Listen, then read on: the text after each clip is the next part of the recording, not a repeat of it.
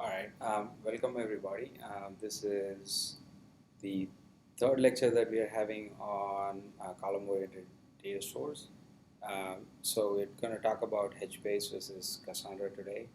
We talked a little bit in detail about HBase. We talked a little bit in detail about Cassandra. This lecture is a little bit specific about what the differences are, sort of go over it architecturally, and then after you're going over it architecturally, we're going to look at the feature sets that they provide based on the architecture, and then with the feature sets that they provided, we are going to make an explanation of why we picked one versus the other in our use cases. So hopefully it's going to be a little bit useful to you guys today. Tomorrow, if you have addition to make, or if you have a problem to solve, and if you think column-oriented stores are going to be helpful, you can hopefully go over this lecture or the slide deck and then say, okay, this is the feature set that I want, so I'm going to be picking one versus the other. So a lot of the details that I'm going to go over today has been explained in the HBase lecture and then even or the Cassandra lecture. So if you have like some in-depth questions, you can refer back to those slides, or you can refer back to that presentation. And also there's a lot of information available on the web between Cassandra and HBase. So this is going to be a quick 20-minute blast, and then we're going to talk about a specific use case, and then you're going to go into the details of the use case, and that's going to also be a open-ended QA session while we're going to go over the use case. So feel free to actually in the open-ended QA question, feel free to talk to me if you have any other questions, and if you have any of the use cases, we can go over that as well. So the first 20 minutes is sort of me going to be talking over this, and then the next 40 minutes, 45 minutes, we are open. It's just an open panel, and we can have all the discussion we want. So, okay, so my 20 minutes starts now. Basically, okay, if you guys take a look at this diagram, we've got HBase on the left, I've got Cassandra on the right. We just look at, okay, if the client call comes in for HBase, what happens? If the client call comes in for Cassandra, what happens? So architecturally, on the HBase side, we actually have a HBase master, we have Zookeeper, and then we have a bunch of region servers. For the Cassandra side, you have a lot of nodes. All nodes are similar. It's liberated. Everything is working on a ring-based architecture. There is no single master. Okay, so client call comes in to HBase. Let's just concentrate on the HBase side a little bit more now. Client call comes into HBase. What happens? Okay, so for the run, it's going to actually figure out where the root server is, root region server is, .meta region server is. It figures that out, and then it says, okay, I've got that. I'm coming in to write this particular key, this primary key, into this particular table. So given that, we'll figure out where his actual region server is going to be and where his data is going to reside. So let's say this is the region server he's going to be on. He's going to send a request to that region server. In the region server, we've got a mem store. He writes it to the mem store, and then he gets an ACK. Mem store writes it. There's also a write-ahead log. The write-ahead log gets written to HDFS. So after he is written to the mem store, he gets an ACK and he's done.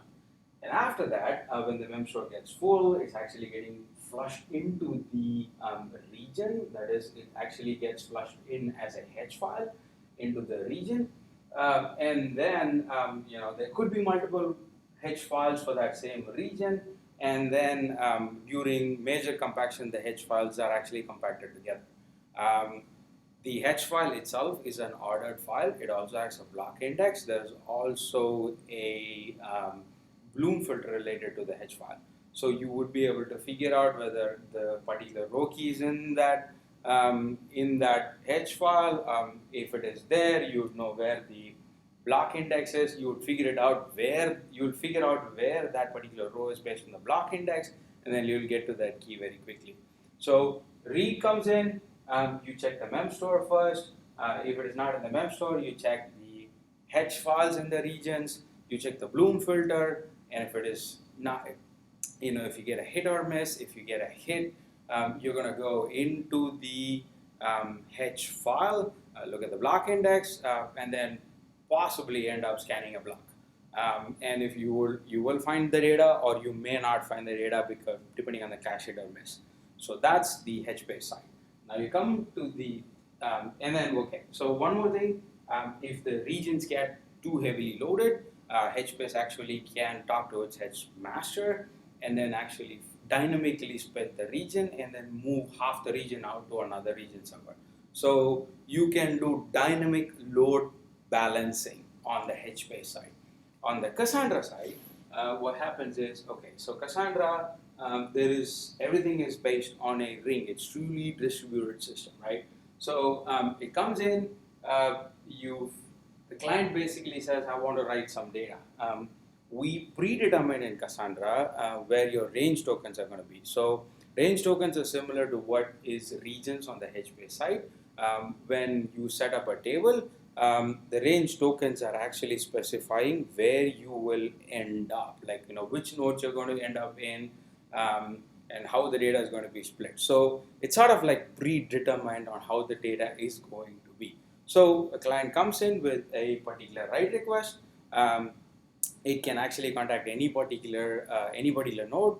Once the contact happens, it says, okay, based on the data that you're coming with, your range token is on node 4, 5, and 6. So you should be sending a request to node 4, 5, and 6. Those are the guys who are actually going to be handling your request. Okay, so it sends the request to node 4, 5, and 6 all at the same time. Eventually consistent means you can actually just get response back from majority of the nodes and you're good to go. So eventually consistent is the eventual consistency call is a big difference. I got to switch back to the HBase side a little bit. So the replication on the HBase side is actually on the HDFS level. Even though you go through one region server, the H file is actually replicated on the HDFS level.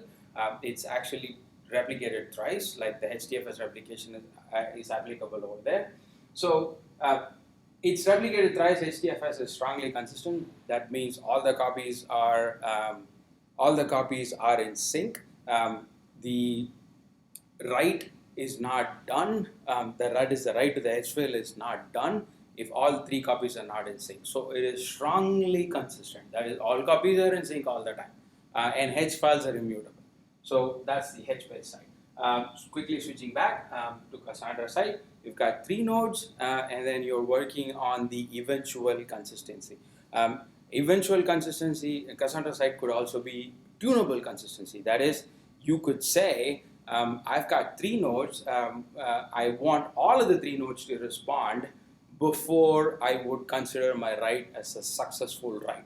That means you're saying all 3 nodes have to be in sync all the time. So you can take an eventual consistency and make it fully strong consistency, right? And then you can also take an eventual consistency and keep it as a eventual consistency. So I'm going to just explain the eventual consistency a little bit.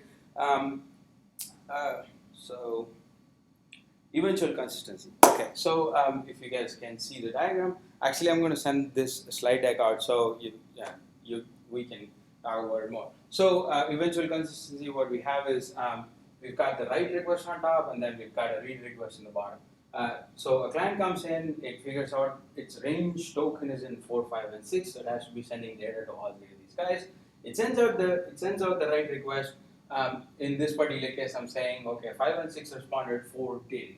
But the client says, okay, I want eventual consistency anyway, majority of my nodes responded, so I'm going to consider my write as a success, and I'm going to go, I'm fine, I'm good. And then node 4 is still responding, or for some reason it did not respond, it's actually it's having some bottleneck problems, IO problems, something like that.